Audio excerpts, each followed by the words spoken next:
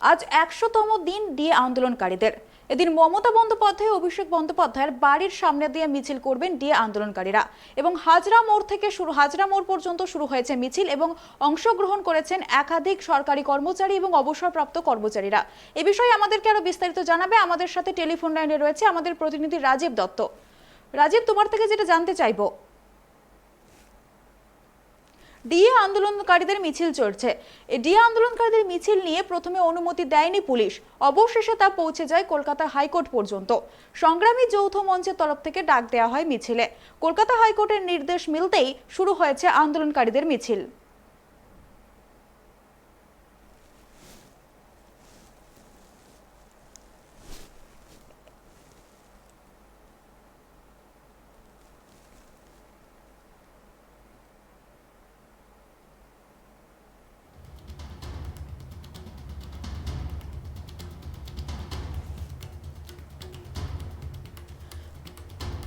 DA আন্দোলনকারীদের আন্দোলন আজ ১০০তম দিনে পা দিল। সংগ্রামী যৌথ মঞ্চের তরফ থেকে ডাক দেওয়া হয়েছে মিছিলের। কলকাতার হাজরা মোড় পর্যন্ত চলবে এই মিছিল। এ বিষয়ে আমাদেরকে বিস্তারিত জানাবে আমাদের সাথে টেলিফোন লাইনে রয়েছে আমাদের প্রতিনিধি রাজীব দত্ত। রাজীব, তোমার থেকে যেটা জানতে চাইবো, ডিএ আন্দোলনকারীদের মিছিলের এই মুহূর্তের পরিস্থিতিটা কিরকম?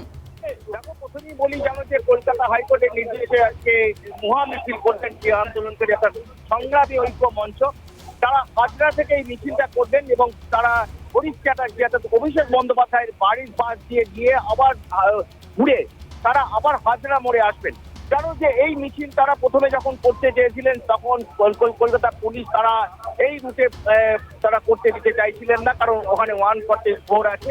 কারণ এখান থেকে ঢিল ছোড়া ধরছে মমতা মুখ্যমন্ত্রীর বাড়ি, তার কিছুটা দূরেই হরিশ চ্যাটার্জি স্ট্রিটে সেখানে অভিষেক বন্দ্যোপাধ্যায়ের বাড়ি 144 আছে।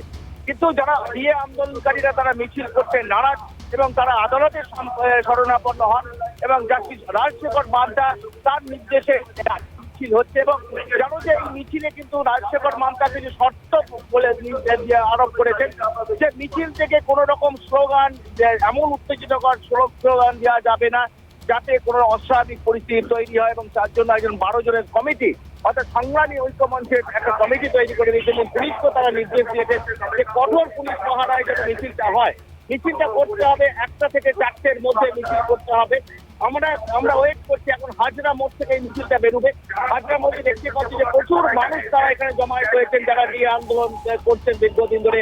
আজকে ডিএ আন্দোলন 100তম দিনে পড়লো, তাই আজকে তারা এই মিছিল করবেন এবং সরকারি পদ ডিএ আন্দোলনের পাশে ডিএর পাশাপাশি সরকারি যে শূন্য পদ, সেই শূন্য পদে দাবি পূরণ, পাশাপাশি যারা ক্যাজুয়াল কর্মী আছে তাদের স্থায়ীকরণ, এই বিভিন্ন দাবিতে আজকে তারা মিছিল করবেন।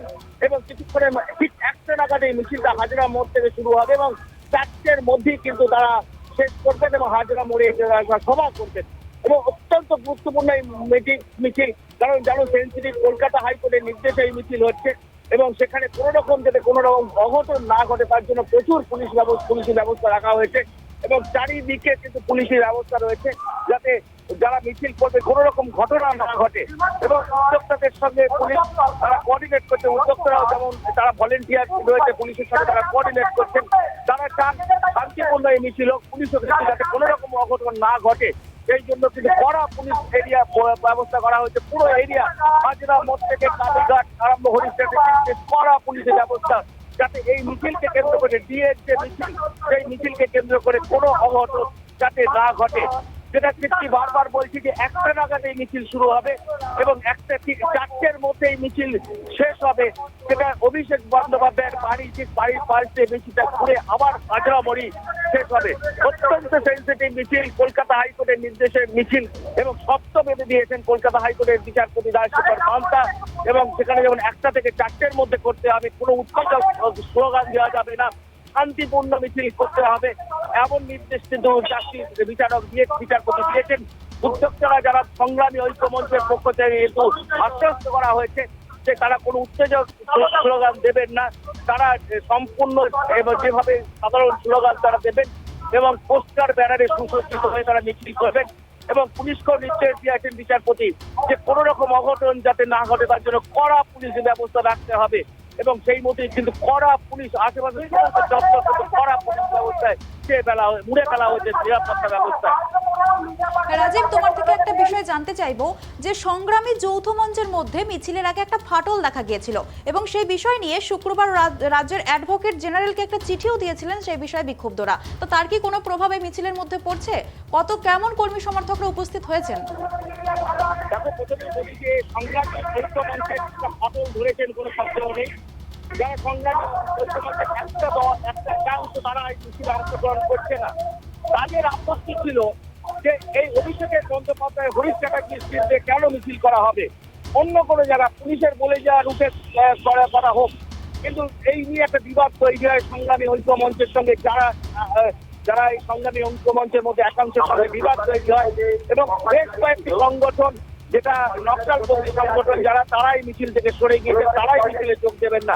গতকাল জানো যে তারা সাংবাদিক সম্মেলন করে প্রেস করে সাংবাদিক সম্মেলন করে তারা ঘোষণা করেন তারাই মিছিলে যোগ দেবেন না, কারণ তাদের আপত্তি আছে হরিশ চ্যাটার্জির অভিষেক বন্দ্যোপাধ্যায়ের বাড়ি পার সেটি একটা বিবাদ তৈরি হয়েছে সংগ্রামী ঐক্য মঞ্চের মধ্যে দিয়ে। কিন্তু তা সত্ত্বেও আমরা দেখছি বেশ প্রচুর মানুষ যেমন আসবেন না, ঠিক অনেক মানুষ এসেওছেন। অর্থাৎ এটা নিয়ে কিন্তু বিবাদ শুরু হয়েছে। মিছিল কোথা দিয়ে যাবে এটা নিয়ে সংগ্রামী ঐক্য মঞ্চের মধ্যে একটা বিভেদ তৈরি হয়েছে।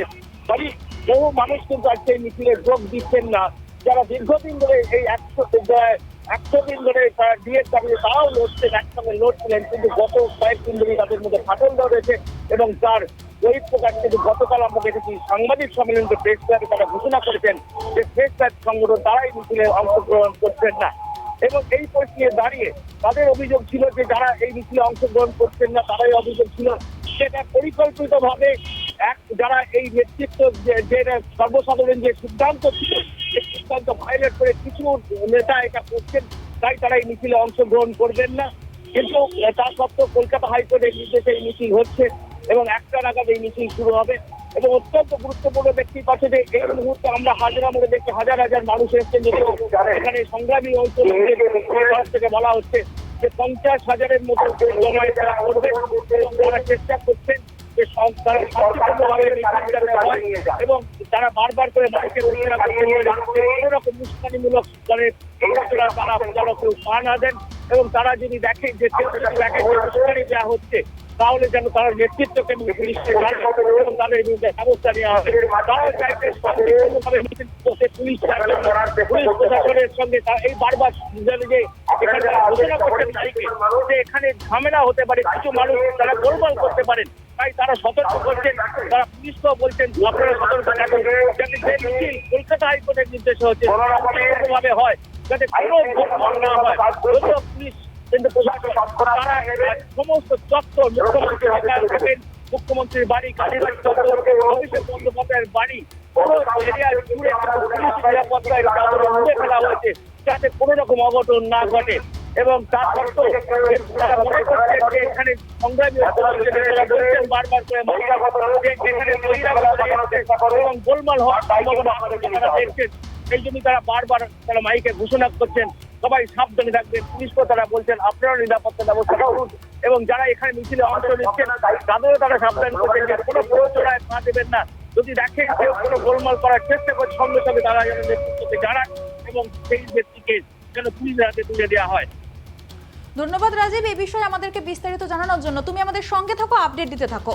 তো যে ছবি আমরা দেখলাম যে হাজরা মোড়ে উপস্থিত হয়েছে ডিএ আন্দোলনকারীরা। সংগ্রামী যৌথ মঞ্চের উদ্যোগে শুরু হয়েছে মিছিল। হাজরা মোড় থেকে হরিশ চ্যাটার্জি রোড পর্যন্ত হবে এই মিছিল।